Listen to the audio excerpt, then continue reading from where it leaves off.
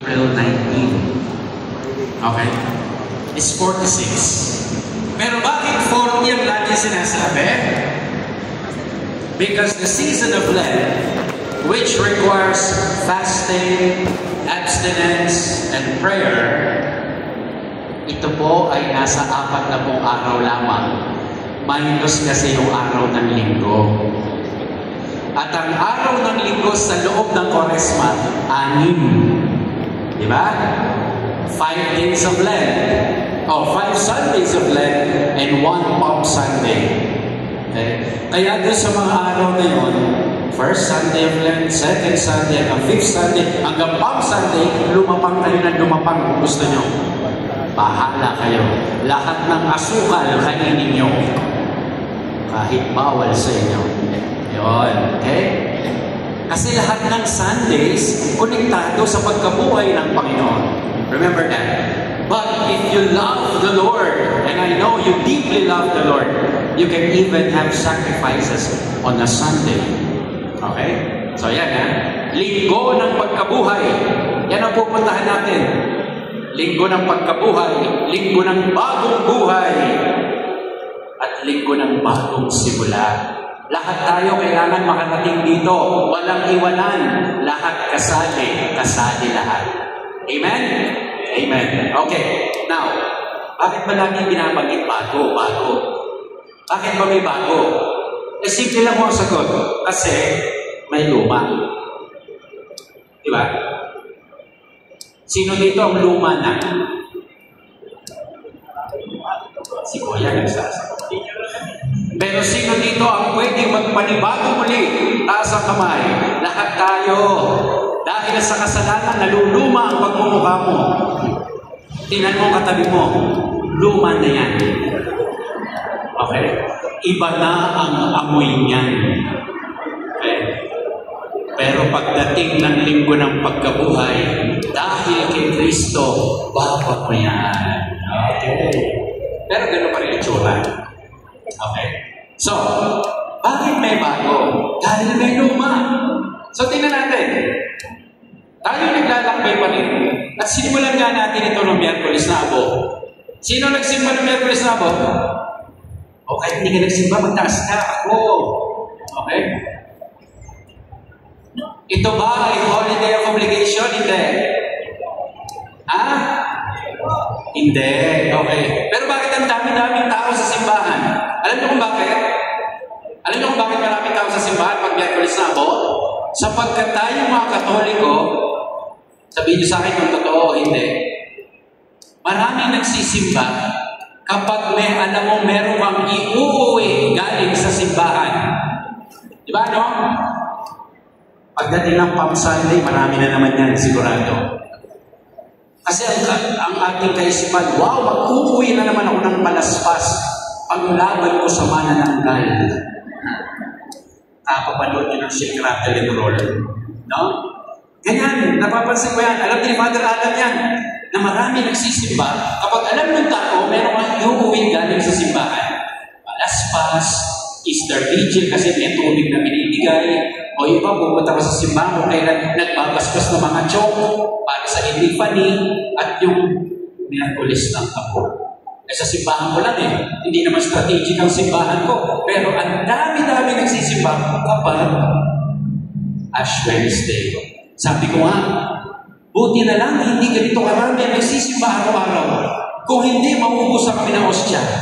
Kaya sabi ko, huwag kayo magsisimba lagi, ha? Huwag araw-araw. Mauubusan kami. Tapos araw-araw magsisimba kung magbigay sa kolekta. Sino nahahanginan? Okay. Alam nyo, ganyan dapat Pag nahahanginan kayo, dagdagan yung ilagay nyo sa kolekta. Pag inaabot kayo, ha? Okay. Kasi minsan may mga simbahan, ikaw na ang nahahanginan. Ayaw mo ba magbigay ng malaki? Kumukonsumo ka lang ng kuryente. 20 lang ibibigay mo. Father, dapat mangolekta ka mamaya dadami ito. Okay? But kidding aside, my dear friends, ito ang gusto ng tao na iuwi. At hindi nyo napansin yung Miyerkules Santo, rather, Miyerkules de Ceniza. Tatagawin ba ito ng mga kababaihan? na ito lamang ang tanging araw sa buong taon kung kailan ang babae okay na padumihan ng mukha niya. Tama, mali? Tama. Ipapangalanda kayo pa, di ba? Pagsakay mo ng UV Express. May abo ako. Para sa mga tawanan niyo, iba kasi nalalaki ng mga krus na pinagtripan ni Father, abot ilong. No? Talaga na, napakaganda po ng simula ng Kwaresma. Abo agad ang itinatapal sa mukha. Okay. Di ba, galing ito sa mga palaspas, no? Na ating may nag-iway noon, na nakaraan. Nakita niyo ba yung connection yan?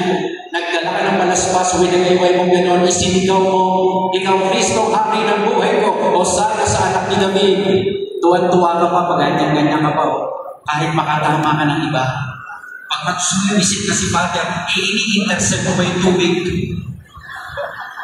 Alam ko na po yung mga lugar ng ganyan. Okay. At pag namisi ka na, ay, salamat. Iuwi mo ngayon ang iyong palaspas. Meron kang angking lalagyan dyan. At kung makikita ninyo, nung nilagay nyo sa isang lugar, araw-araw mong nakikita, unti-unti natutuyo. No? Mula sa piniging luntian, nagiging kayumanggi, nanuluma, nabubulong. At ang ibig sabihin lang nun, yung dati mong sinisigaw na asana sa anak ni David, ikaw ang hari ng buhay ko, O Jesus.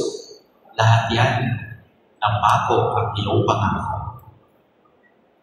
Kaya natuyo at nang nag-announce ang simbahan, dalhin dito ang mga palaspas para sunugin sa Shrove Tuesday.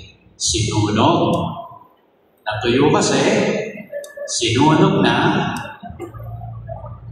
At ang araw ng Miyerkules de Ceniza, itinapal sa mukha ng lahat. Nasusunod nyo?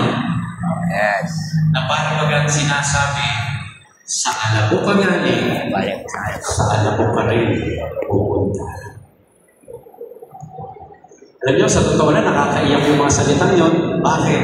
Kasi kahit ano palang naipon mo, kahit ano palang nabili mo, kahit gaano makapal ang passport mo, kahit gaano karami ang susi mo ng sasakyan, kahit yung gaano karami na i-frame mong diploma, wala pala lahat.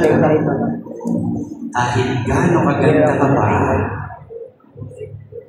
alabok din ang iyong pupunta. Masakit ba yun? Hindi. Totoo yan. Sinasabi lang noon, kapatid, sa harap ng Diyos, wala kang pwedeng ipagmalaki. Sa harap ng kapwa mo, wala kang pwedeng ipagmayabang.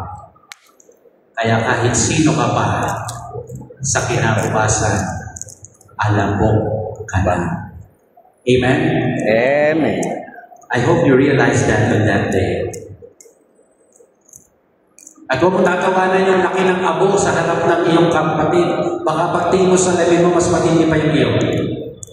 Di ba? Baka mas malaki. Pero ito lang ba ang dapat natin isipin? Ito lang ba ang dapat natin sa puso? Ito lang ba ang dapat natin laging dalhin ngayong Kwaresma? Hindi lamang po. Okay? Bakit? Sapagkat bagamat itim ang abo, ito'y pinapahid ng pakrus sa noo mo para sabihin, oo, makasalanan tayo kaya itim. Pero pakrus dahil ang Diyos ay magliligtas sa iyo. At yan ang magandang pag-uusapan natin, mga kapatid. Okay?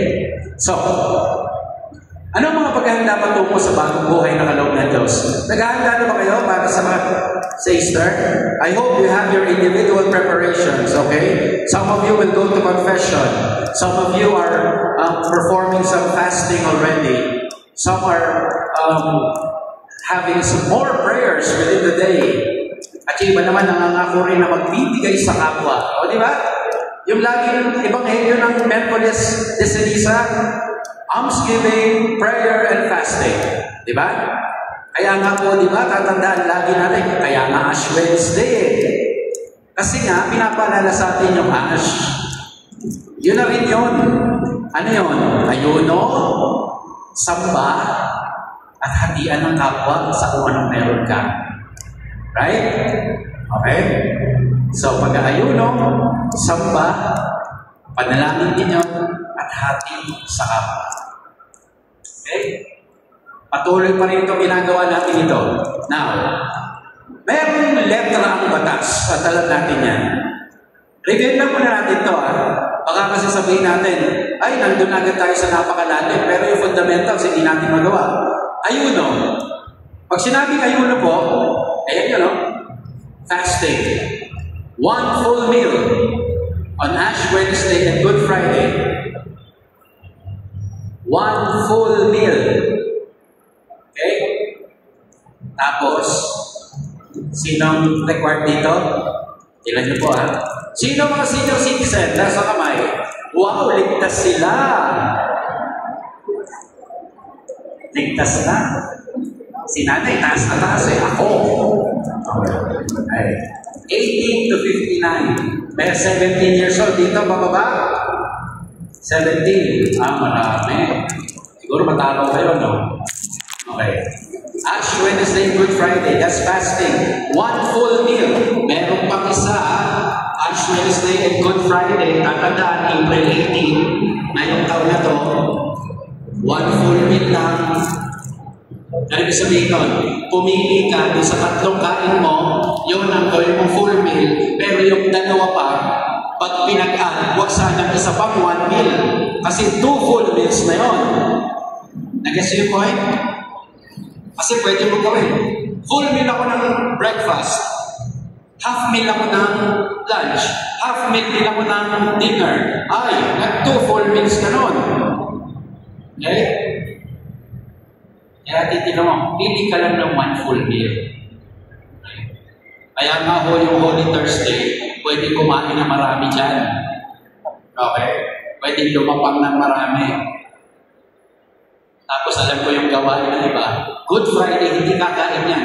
Pero titignan yung oras, 11:59 na. 11:59 na ng Sabado, malapit na to. Hindi ho fasting tawag doon postponement. Ha? Okay. So, this is the letter of the law. But there is one more thing. Okay? Yung tinatawag na abstinence. Right? No meat on Ash Wednesday and all Fridays of Lent. All Fridays. Kasi po yung fasting, Good Friday lang. Pero yung abstinence, all Fridays of Lent. Ang requirement or required age, 14 and above. Asan ko yung mga senior? O, hindi na ho kayo accepted dito. Okay? Hindi na ho. Okay? So, stricto ba ang simbahan? And if this is the letter of the law, there must be a spirit of the law na pwede natin gawin. My dear friends, this church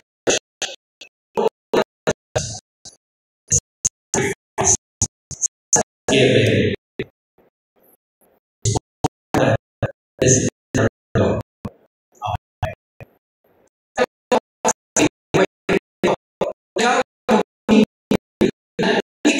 sa mga bagay na kinagigiliwan at kinasisiya mong gawin, pero hindi naman talaga kasalanan. Kasi hindi mo pwede sabihin, ay, Lent ngayon. Imbis na hindi ako kakain ng karne, hindi mo na ako magmumura. Teka lang, you must be getting it all wrong. Kasi Lent at hindi, masama talaga magmura. Pwede mo sabihin, ay, Lent ang sacrifice ko, hindi mo na ako makikinig. Tama ba yun? Hindi ganoon ang fasting. Okay? Ang fasting, pinipigilan mo sarili yung gawin ng mga kinagigiliwan mo na hindi naman kasalanan. For example, na pag-Facebook,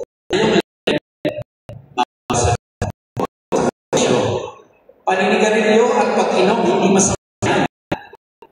In moderation, yes. Pero kung halos ikaw'y kamatay sa ginagawa mo yan, masama pa rin. Okay. minsan nagtataka nga ako eh. Siguro karanasan din ng parish priest yung kadalanan. Bakit? Kasi minsan pag ako'y nakakasama ko yung mga kaibigan ko, kababata ko, iinom. Okay? Ako po, mula nun, di ba talaga ako umiinom eh. Ako, hindi naninigarilyo. Nagtatanong yung isang barkada ko, hindi ko pare ha, nasabi niya, kayo ba mga pare, pwede kayong uminom? Ito raro. No? Ang inisip ko, yun din naman nasa isip ko. Sabi ko, pwede. Ay, bawal sa inyo yun eh. Sabi ko lang, sabi, bawal sa inyo eh. Bakit ang ano, bakal? Sabi, hindi. Hindi niya sasabi sa akin, nagpagkata ko rin, Padre, pwede mo kayo pumasok sa warehouse? So, parang ibig mo sabihin, kayo pwede ha. Pamilyado tao ka, di ba? Nagkasi yung point. Pamilyado ka sa'yo, pwede. Sa totoo, mas pwede kami eh. Kasi wala naman kaming media.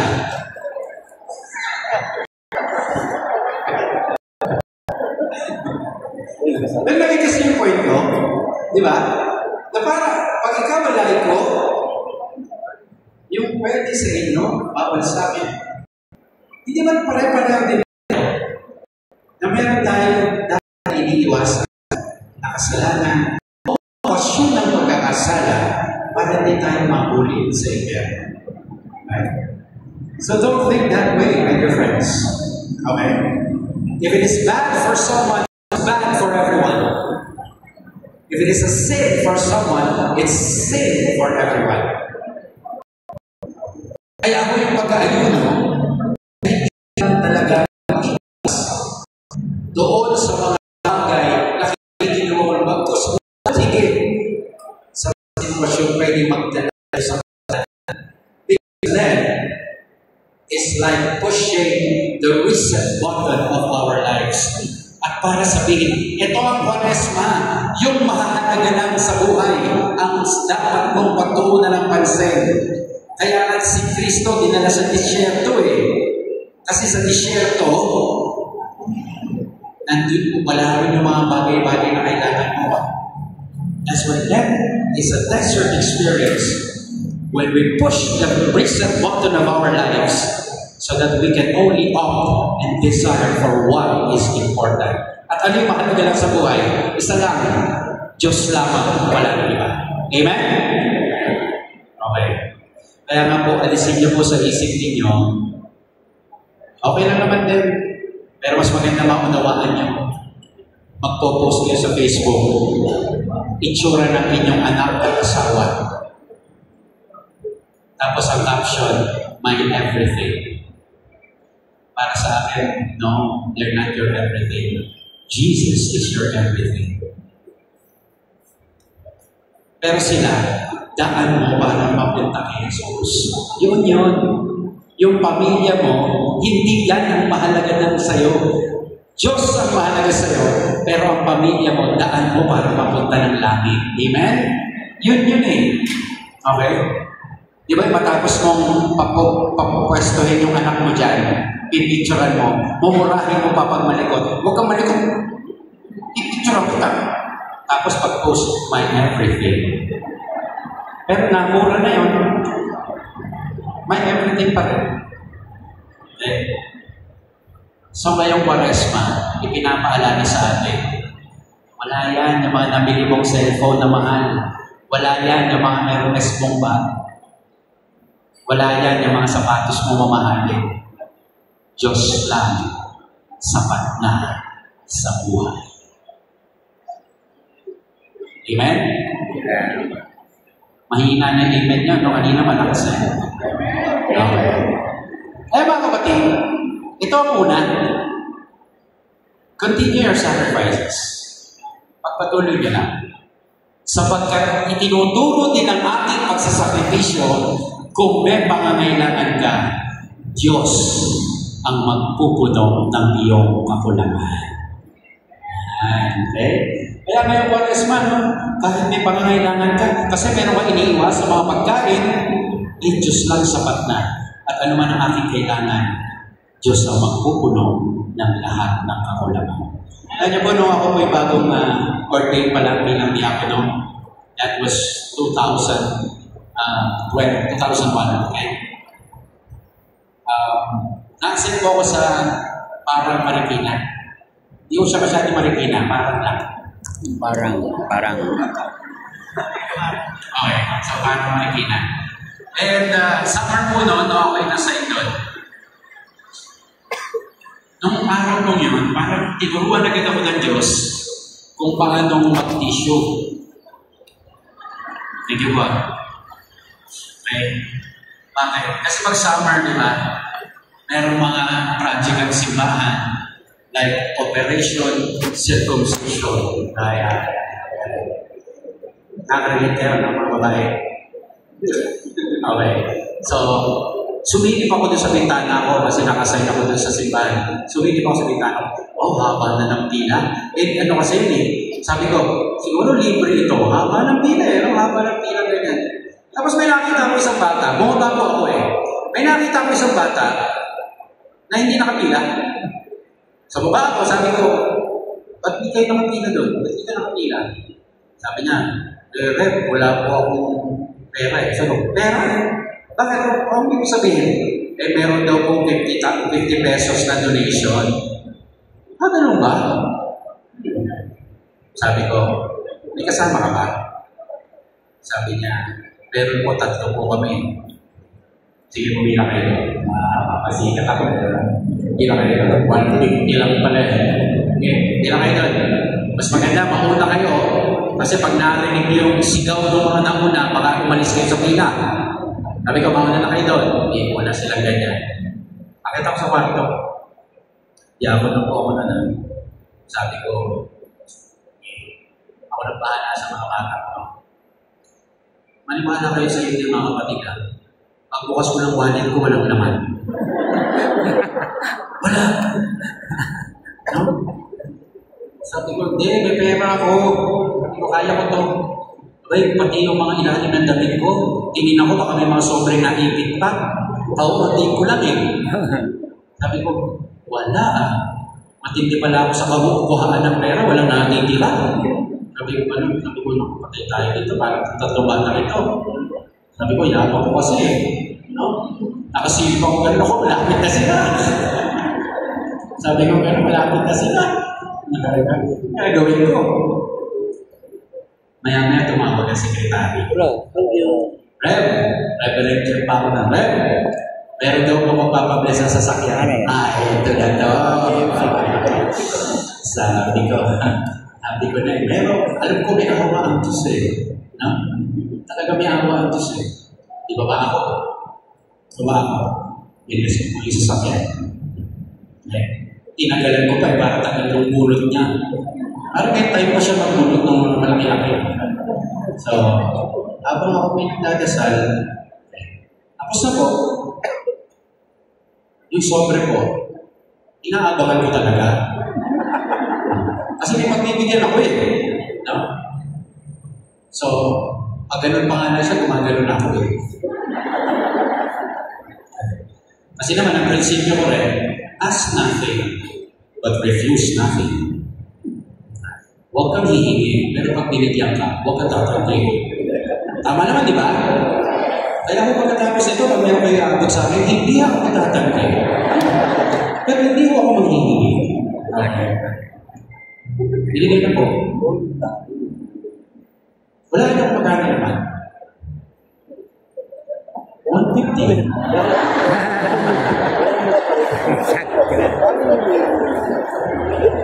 Pero nalungkot ako. Sana naman 200 para pati ako makapila na. Wala pala tuli. Alam niyo po, bakit hindi ko nalilimutan yung karanasan niya? Sapagkat sa murang edad ko bilang isang diakono at magpapari, ano gusto na agad ng sabihin ng Diyos sa akin? Patuloy ka na. Huwag kang mayabang.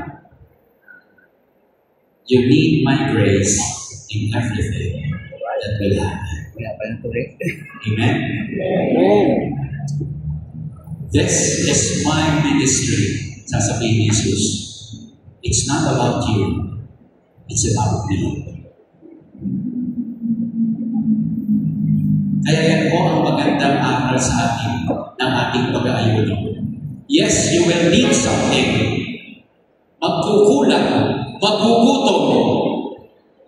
Pero Diyos ang bahala magpuno ng inyong kakulangan.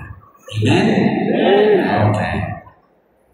Mga kapatid, sa ating pag-aayuno, lagi niyong tatandaan, hindi tayo lulubayan ng diablo kapag tayo may gustong sakripisyo gawin. Mag-i-check ako ng konting aral kasi sabi ko sa introduction, ako po yung chief exorcist ng diocese. Pero bawal ko ma-possess ngayon. Wala akong panahon. Tsaka wala akong faculty sa diocese ng Novaliches. Pumunta tayo kay Father Minant Legaspi. Okay? Nakita ko din at napansin ko na sa tuwing tayo mga ngako, ang diablo hindi tayo malubayan, di ba? Tama? At ang diablo, lalapit yan kung kailan tayo mahina na. Kaya kasi Kristo, natatandaan nyo, nilapitan ng diablo nung siya gutom na.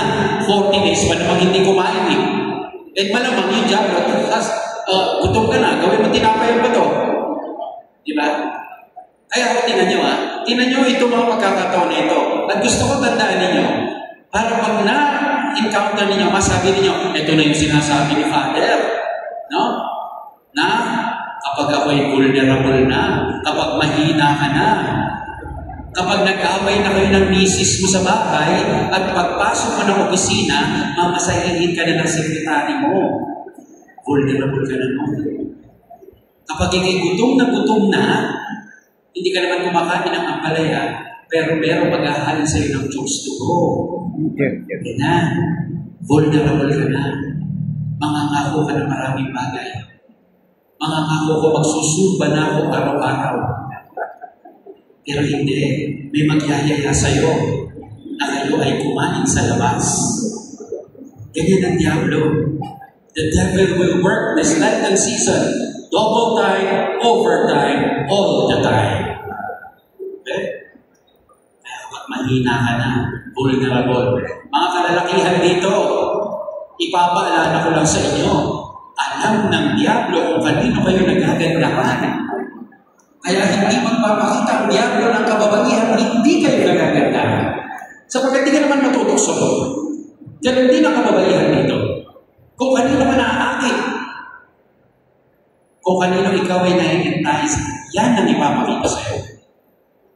At ako bilang pare, aaminin ko sa inyo, hindi na bago ng ordinasyon ko, yung taste ko.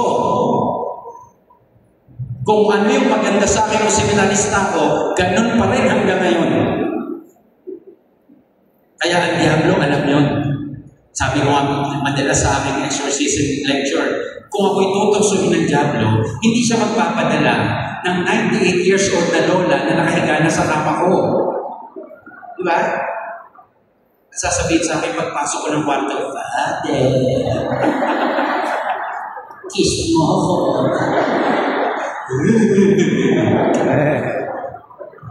Lola naman. Tigil-tigil na po namin, Lola. Ano? Mag-uhubad ako ba, ate? Pag nagubad yan, sasabihin ko lang, si Lola pala nakakulturo yan, o?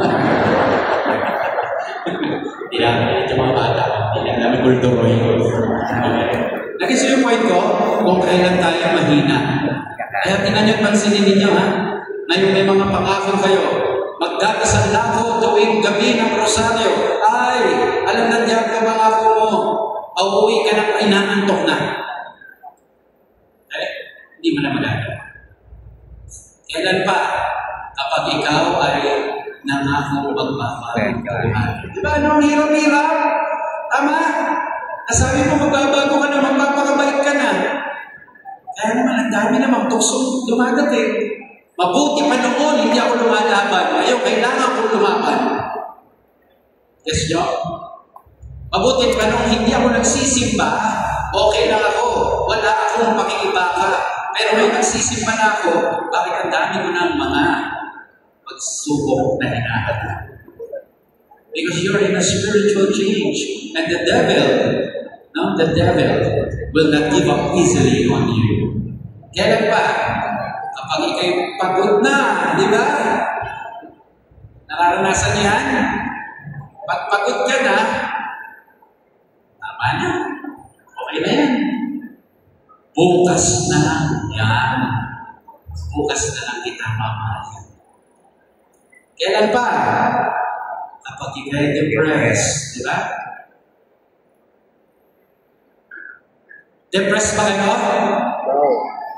No. Father Romel nandun. Si Father Hanan nandun sa yun.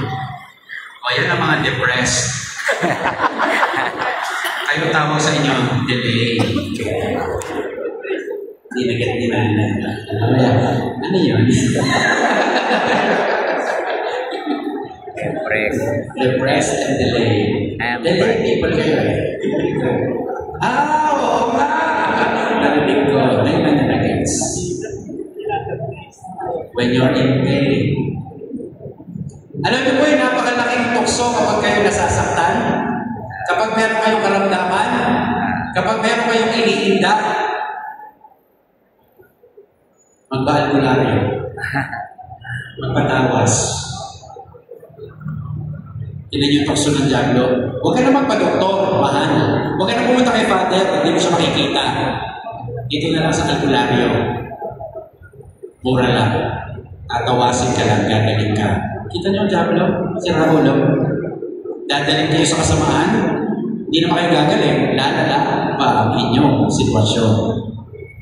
Eh, Father, masakit na eh. Yun na eh. When you are in pain. And finally, when you are alone. Kanta yan, ang taas na. Nagbukas ka ng candy. Yung wrapper. Binulsa mo kasi dami mo masakit. Pero pag mag-isa ka na lang, saan mo itatapon yan? Haliparod ka? You get the point? Okay. So, remember the 6 situations. Okay. At asahan nyo na. Kapag vulnerable ka, kapag you are in a spiritual change, when you are tired, when you are depressed, when you're in pain, and when you're alone, the devil will attack you. Especially because you have a promise to God. So yan ang ating ayuda. Punta tayo sa pangalawa. Tatlo lang naman ito eh. Kaya maganda. Samba. Sinabing samba. Ano? Tignan niyo mga example na pwede mong gawin, no? Magdasal na mas madalas. Dagdagan ang araw ng pagsisimba maliban sa araw ng linggo. Oy, maganda yun, ano? Pero meron dito mga daily church goers. Taas nga yung kamay mga daily church goers. Asan po yun? Wala masyado nagsisimba dito. Daily church goers, yan. Kayo po yung mga tao meron ng permanenteng upuan sa simbahan. Diba? Yan yung mga araw-araw nagsisimba. Mga may permanente na upuan. Pag wala, halata. Okay? Pag may bagong nagsimba, birthday nun. Pag mag-asawa, anniversary yun. Maya-maya, nalapit na yan pagkatapos. Okay? Mga daily church goers. Tapos, dagdagan ng araw ng pagbisita sa Adoration Chapel. Yan, iba pang pwede mong gawin, ano? Ano mga kapatid? Pag may pumunta sa akin na isang tao at sasabihin, Father, hindi ako marunong magdasal eh.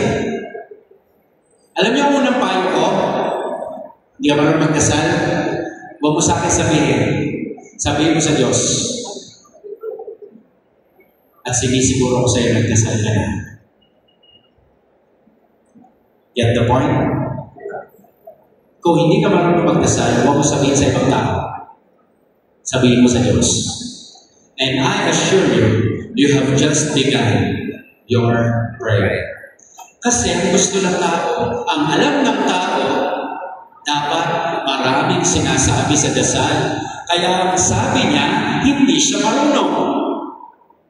But let me remind you, my dear friends. Are you listening? Let me remind you of these simple words. The simpler the prayer, the better.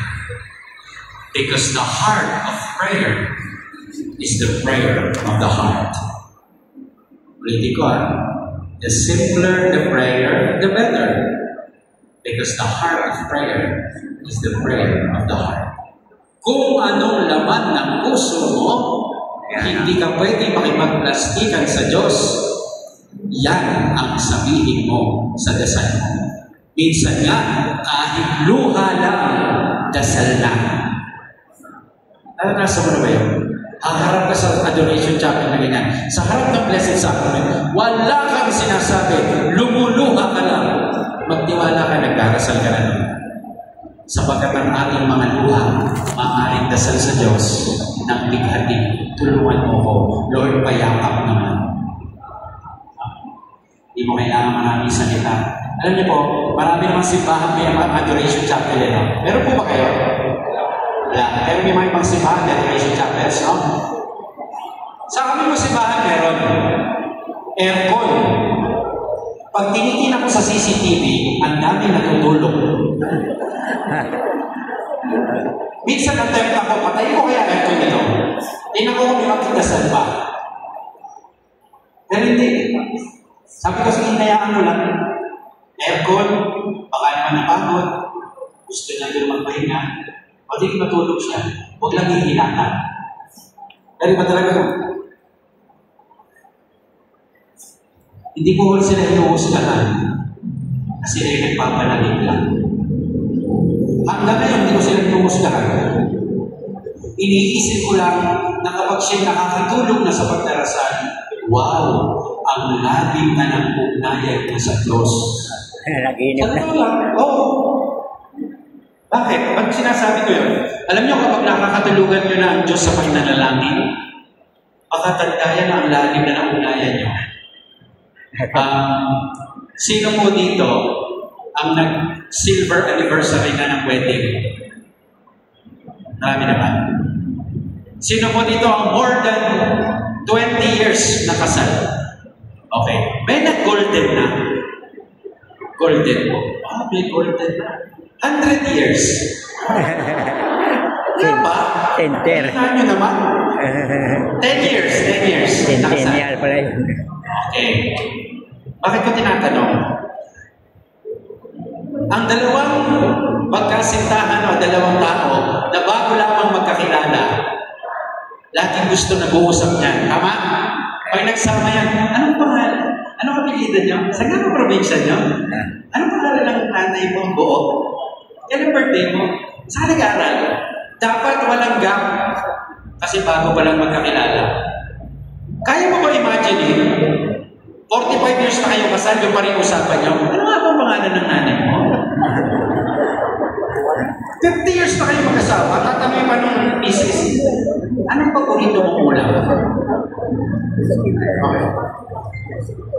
Pag mahaba ng samahan, kadalasan wala nang usapan.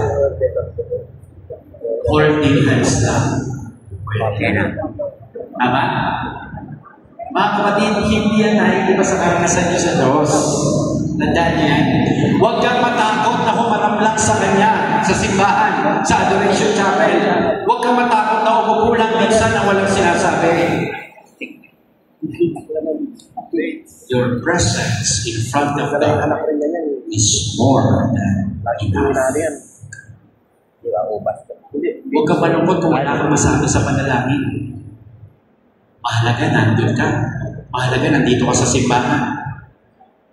Mahalaga, hinihintay mong tanggapin si Kristo.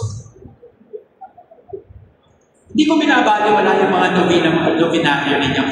Alaga ka ng malinda.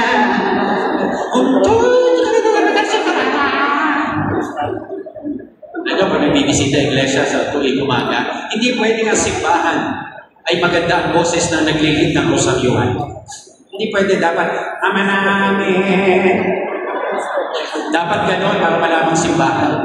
Wala pa ako napuntahan na, Hail Mary, full of grace, the Lord is with you. Ay, nakakatamad yun.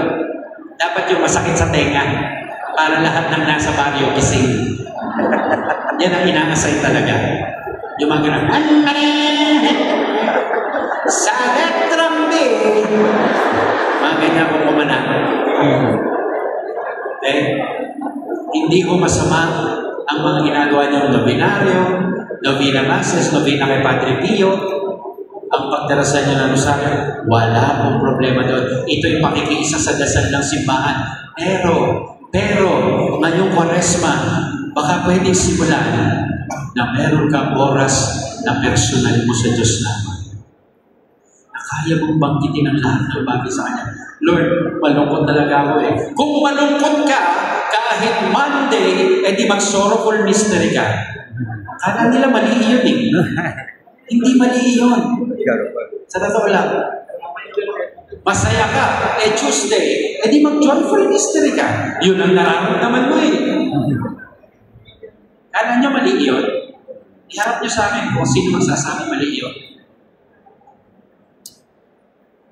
Guess your point? Again, the heart of prayer is the prayer of the heart. The simpler the prayer, the better. Alam niyo ba, ako ay nakasay noon sa Antipolo Cathedral. Sino na po nakapunta na sa cathedral namin? International Shrine of Our Lady of Peace and Good Voyage. Yan. Nakasay po ako doon. Bagong pare.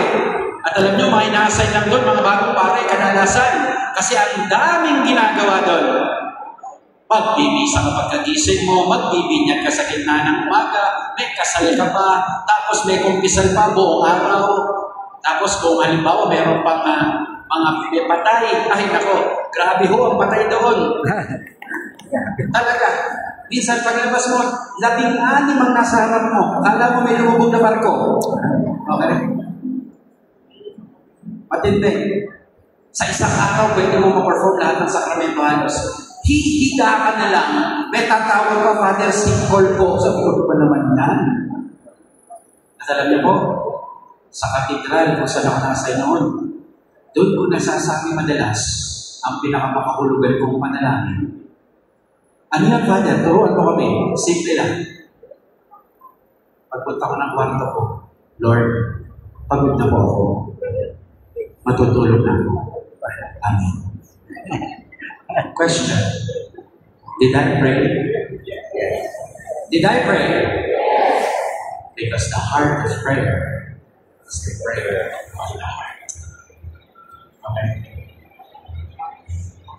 Okay, matakot sa kasabihin ko.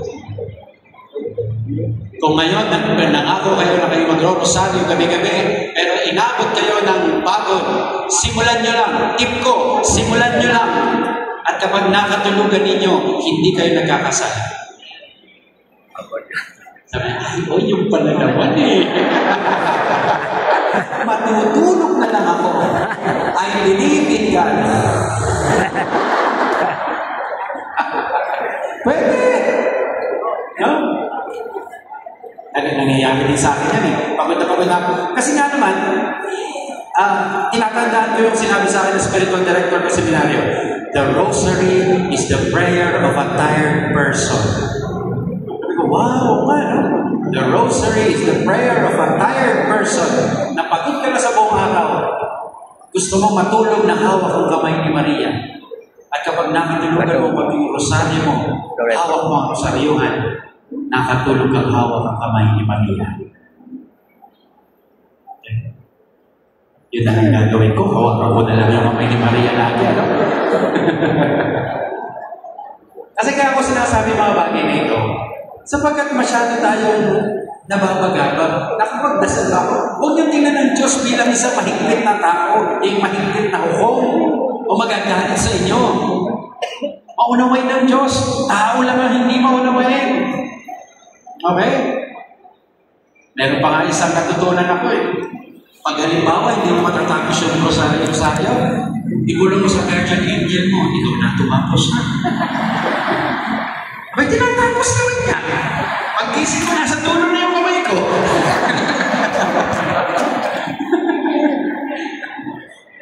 Kasi mula noon, hindi na ako nag-aalarm clock pag na umaga. Sa totoo lang. Bakit? Kasi tinasting ko po eh. Guardian angel, gisingin mo ako sa tamang oras. Walang palya. Kahit anong tulog ko, 9 o'clock, kailangan ko kumising ng 4 eh. Nagigising na ako ng 4. No? Huwag lang 3 kasi momo yun. Okay, mga kapatid? No? Alam ko marami rin pagkakataon na tayo pinipigil ng magdasal. At yan ang gagawin ng Diablo ngayon. Pero tandaan niyo po ito. More prayer, you have more power. Less prayer, less power. No prayer, no power. What remains is kili-kili. Power. Husay ka talaga, no? Last thing for prayer, I want you to look at this. God gave the friend. Takot ang Diablo sa isang taong nananalangin. Tandaan niyo. Kung kaya sa tahanan ninyo, kung walang nananalangin, naroon ang Diablo. Ugaliin ninyo na may nagro-rosaryo sa bahay. Makikita nyo ang mag-iimpake ang Diablo. Aalis ang Diablo. No. I mean, may pupuntahan kasi. May pupuntahan. Buti na lang, wala akong biyanan. Basahin po natin na sabay-sabay. Ready? The devil will stop us from praying because he knows our prayer will stop. Ano? Pipigilan kayo ng Diablo manalangin sapagkat alam niya na ang pananalangin ninyo ay pipigil sa Kanya para kayo ay matukso. Yan ang sandata natin. Amen po ba? Amen. Kaya nga kung natatakot kayo, ayan, mapapadasal ka talaga. No? Isang Hail Mary, napakalakas po ng dasal niya. Sabi nga ng Diablo sa isang exorcism kung alam lang ng tao kung gaano katindi yung Hail Mary na parang dagok sa amin at ang lahat nagdasal niyan, baka wala na ho ang aming kaharian. Yun ang sabi ng Diablo. Buti na lang hindi kayo nag-rosaryo lahat. Kung hindi, wala ng demonyo sa mundo. Okay? Okay, papapigil sa Diablo. At sa tuwing feeling nyo ay hindi kayo makapagdasal, that's when you have to pray. Because you are sure that somebody is stopping you. Pag aalis, magdasal. Bago lumabang, mga bata, magdasal. Kahit na merong mga nasa harap ninyo na hindi nagdadasal, pag antanda ka ng cross, pakita mo, ito ang aking pananampalataya sa harap ng tao. Di ba may mga intention dito kapag aalis? Halimbawa, pupunta ng US. No? Yan sa mga simbahan no? Para sa mapayapang paglalakbay sa Amerika or sa Europe. Meron na ako nagpamisa rito para sa mapayapang paglalakbay papunta ng UP. UP lang, dyan. Para kay ganyan, natatawid sa kabila. Walang pagkasal na ganyan, ano? Wala. Pero pwede ba? Bakit hindi? Paglalakbay dito na. Kaya lang nagpapadasal mas mahaba kasi yung isa, ito sandali na. Meron po sa amin, sa simbahan namin, tatawid lang. Tatawid lang. Ang tawiran po sa simbahan, tapos SM Jerry, may tawiran. Tumatawid siya. Tinutukan ng gunting sa gilid. Yan. Tinutukan ng gunting. Sabi ko sa susunod, pag may dala siya gunting, dala ka ng bato. Fake yung ara. Tama. Fake yung Paano agad yun? Kaya gumano siya, paano ka bato? Joke lang yun. Okay? So, next. Tapos na tayo. Hindi pa, alas 11 lang. Usapan hanggang alas 3. Tawa-tawa ko. Habig! Ito maganda. Almsgiving. Okay? Almsgiving. Meron akong programa rin sa Pilipinas. Fast to feed. Alam niyo yan? Fast to feed. Ibig sabihin, magpa-fasting ka, at yung dapat nakakainin mo, ibigay mo lang Bigay sa sa iba. iba. Fast to feed. Nagkakaroon ng kahulugan yung fasting, di ba? Madalas kang kumain sa isang fast food kasi na fasting.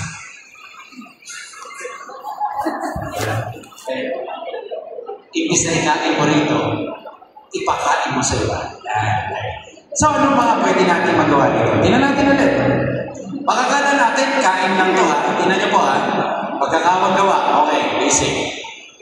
Pag-aalay ng mga gamit na hindi naman gagamitin pa. Oh! Marami kayo niyan sa bahay. Pustahan, marami kayo sa bahay. Pustahan tayo, ang nanay mo o kayo, meron kayong mga kutsara tinidor na ayaw nung ipagamit. At ginagamit lang kapag special occasion. Di ba? Huwag mong gagamitin yan. Silver yan. Tama na? Ang tanong ko naman, kailan bang special occasion? Di ba? Para sa akin, araw-araw special occasion eh. Pasintabi ko Pasintabi ko. Hindi ko lang maintindihan minsan. Siguro kayo maintindihan nyo. May mga wine collectors. Okay. Wine collectors. Pinakamamahaling wine na kolekta na nila. Pero hindi mo pwedeng inumin yun kasi collection yun.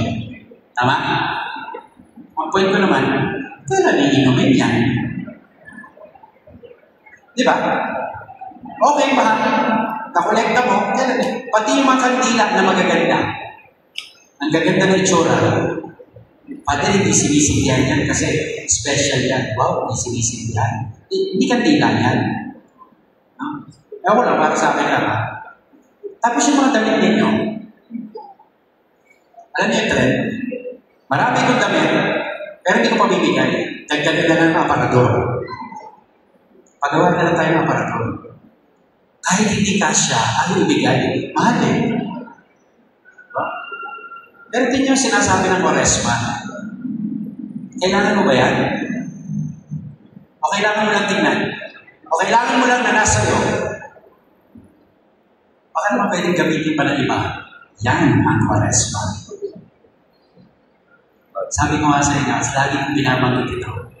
Kapatid, yung mga damit na hindi mo na magagamit, yung mga damit na hindi nakasya sa iyo, ibigay mo na. Sapagkat kahit anong sumba mo, hindi ka napapayat. Wala na. Bigay mo na. Ako, dami ko nang binigay. No? Kasi naman ko ang parishioner eh. Magbibigay ng damit sa akin, hindi nagtatanong ng size. Magtanong muna kayo. Pupunta yung parishioner. Father, nagustuhan ko yung damit na binigay ko. Ay, opo, ganda. Ba't hindi nyo sinusuot? Ay, hindi kasya. Nagandahan ako. Pero hindi ko sinusuot kasi hindi kasya. Eh, nasaan na po? Binigay ko sa pamangkin ko. Magagalit na yun. Kaya sasabihin ko, sister, masisipura mo ba na hindi kasya sa akin sinuot ko? Eh baka hindi dumali yung dugo sa katawan ko, naninitig na ang ulo ko dahil pinilit kong pagkasyahin ang binigay mo. Diba? Sa totoo lang po, yung mga nasa kumpleto na kasama ko, mga sakristan sa office, tuwang-tuwa sila kapag may nagbibigay sa akin ng kahit ano. Yan. At pagdadali na yan sa kwarto ko, alam nila ang ugali ko. Pag binuksan ko yan at hindi ko magagamit, kanila na yan. Right? Mga sapatos, gano'n din. Makita ko nga yung isang sakristan, suot yung sapatos ko, kaya pala nawawala. At nakita siya ngayon. No? Pero, alam niyo po, ngayong Quaresma, i-challenge ko iba sa inyo, no? If you want Lent to be more meaningful for you, when you go home, look for things that you cannot use anymore, but are still usable. And I tell you, there will be more joy in your heart kapag hindi lang yan nakatiwang pa, pero nagagamit pa ng ibang tao. That is proper stewardship because all things must be for all people. Alam niyo, sa totoo lang, mayaman naman po ang bansa natin eh. Pero bakit marami naghihirap? Kasi maraming madamot.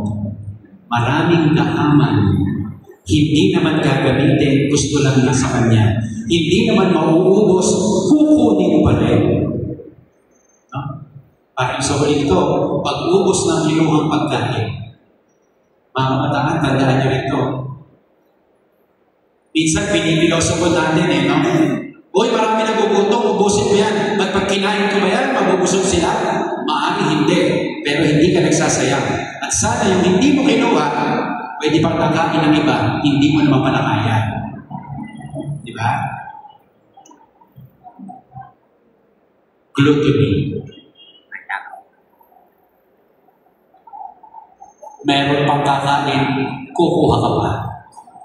Mga mahilig mag-sharon. Katatapos lang mo ng ating mga parties, mahilig tayo sa mga potluck. Okay yung potluck, magdadala ka ng 3 tilapia, pero mag-uwi ka naman ng 5 bangus. Ang ganyan tipo. Isusubi mo agad, may mga kakain pa. And you know, let me tell you about gluttony, ha? This is against the season of Lent. Let me tell you this. Dumaan ang pandemic, okay, nakasurvive tayo. Kasi nagkalat yung mga deliveries. Food Panda, Grab, and everything. At anong naiwan sa atin? Mga kabataan, yung mga application sa phone ninyo, na kapag ayaw nyo ng pagkain, inihain ng nanay ninyo, ilang pindot lang may delivery na. That is gluttony. I tell you. Because anong sinasabi ng gluttony? Ganito. At pakinig kayo mga magulang, ituro nyo sa mga anak ninyo. Ito ang panawagan ng Diablo. Pero hamon ng Diyos sa atin. No? Gluttony is like this. That you want this food, you want this amount, you want it cooked this way, and I want it right now. That is gluttony. Ulitin ko ganitong pagkain, ganito karami, at gusto ko ngayon na.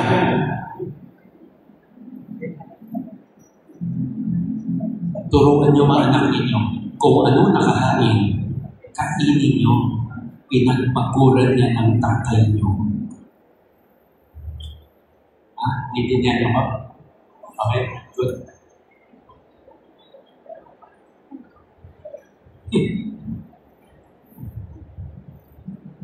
Pagpapalat ng mga bata dito. Dati wala naman tayo mga ganyan na ino. Para makatikim ka ng royal, kailangan mo pang magbago buhay.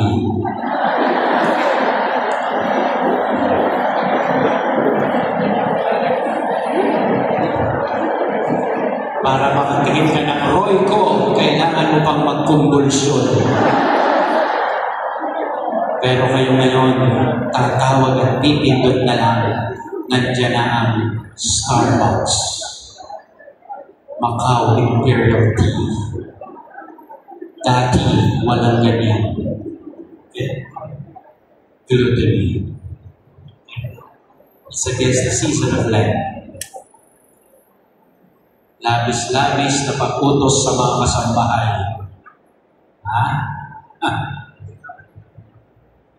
Church worker karamihan dito, no? Alam niyo ba tuwan-tuwa ka sa bahay niyo pag nagsisimba kayo? Kasi pag uwi niyo ng bahay, may ilang minuto na hindi niyo sila mumurahin. Sapagkat ang nasa isip nila, kasisimba lang ni ate, maya-maya pa yan.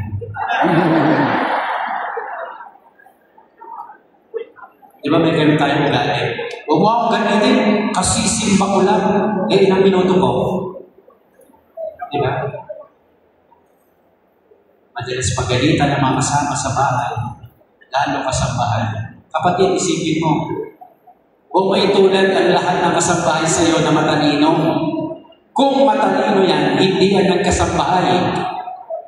Di sana lawyer yan. Wala yan sa iyo.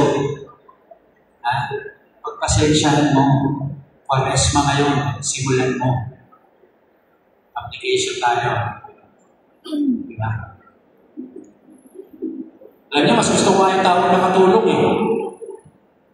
Sa totoo lang, personal to, mas gusto ko yung tao katulong. Ibig sabihin, tinutulungan ka lang, gumagawa ka rin. Pero tinutulungan ka lang. Gawa kayo lahat, katulong No? Pero hindi, siya nang gumagawa lahat. Diba? Ganun na yan eh. I pay you, you do everything, and I own you. No, no, no, no. Ako rin yan. May dignidad yan. Nagkataon lang, mas mapera ka, pero malamang hindi ka mas mayaman. Ulitin ko, mas mapera ka lang, pero hindi ako naniniwalang laging mas mayaman ka. Sapagkat ang yaman, marami kang kaibigan, mabuti ang ugali mo, maganda ka makisama, ikaw ay tumuturing ng dignidad ng kapwa. Yan ang mayaman. Mayaman sa puso mo. Pero kung mapera ka lang, kailangan mo si Kristo, kapatid. Ako, pag mamayaman ko, hindi ako mapera. Pero pwede ako maging mayaman.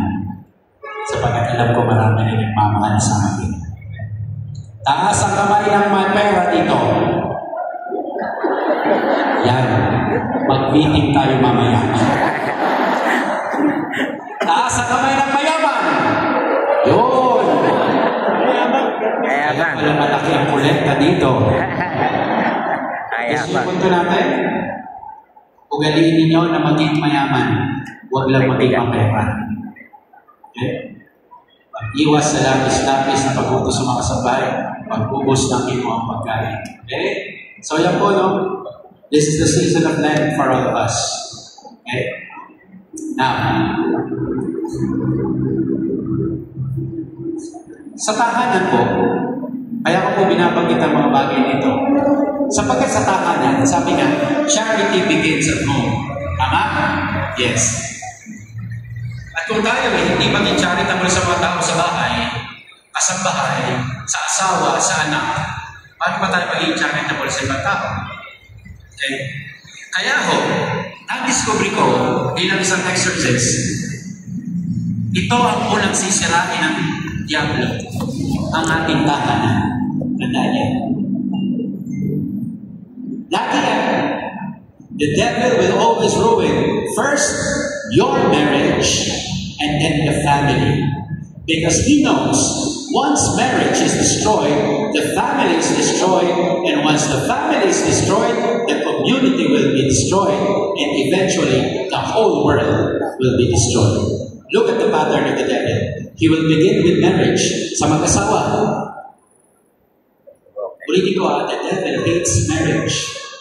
Ayaw niya ng mag-asawa. Ayaw niya ng kasal. Gusto niya divorsyo.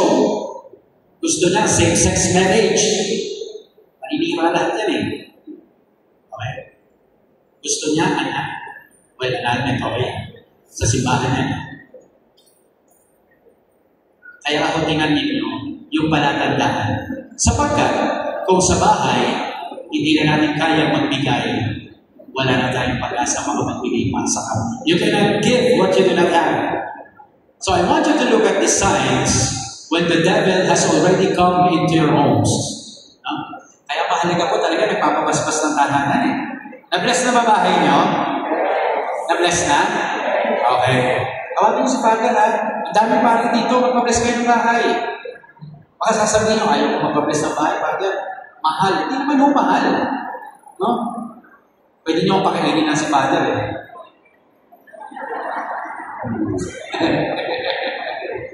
Kasi nga ako, di ba?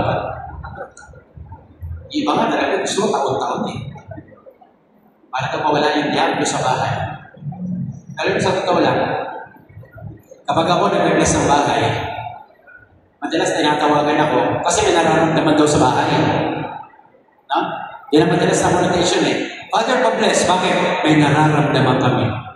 Oh, baka ngayon yan na nandun.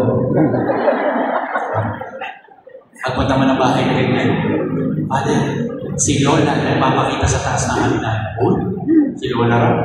Lola nagpapakita sa hagdan. Oh, ilan taon na bang patay? Mga 2 years na po eh. Oh, nagpapakita sa babaw ng hagdan. Opo eh. Tatanda ko ng bahay mo Bakit ko, Father? Parang ako nag-bless nito. Opo, Father, 3 months ago kayo po nag-bless nito. Kaya pa ng pamilya. 3 months ago ako pala nag-bless nito. So, after 3 months, nagpapakita lola mo. Opo. Matanong nga, magkano ba yung stipend na binigay mo sa akin? Sabi mo, 300 po. Good for 3 months lang talaga. Good for 3 months lang talaga.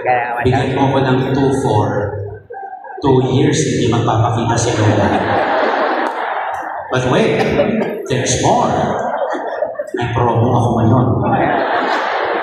Bigyan mo ko ng 5K. Igagapos ko na ang Lola mo. Bigay ka ng may agila. Joke lang yun sa mga naka-video. Huwag niyong i-upload. Agila. Okay. Pero na-upload na sa mga kapatid mo. We bless the home kasi may nararamdaman. Pero meron ako isisiwanan na sikreto sa inyo, ha? Promise, hindi niya pagsasabi? Promise?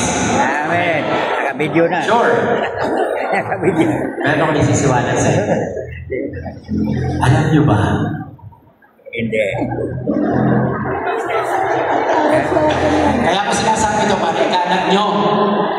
Di ba gano'n naman tayo? Huwag ka maningin, ha? Kaya kakalat yun. Okay.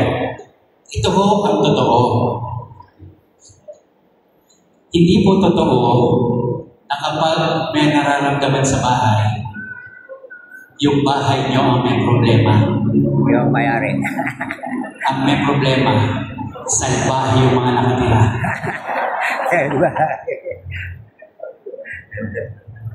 Salbahe. Ayaw magpatawaran. Nakikiapid ang isa sa kanila. Baka may mga nagnanakaw. Baka sila'y naglalaitan.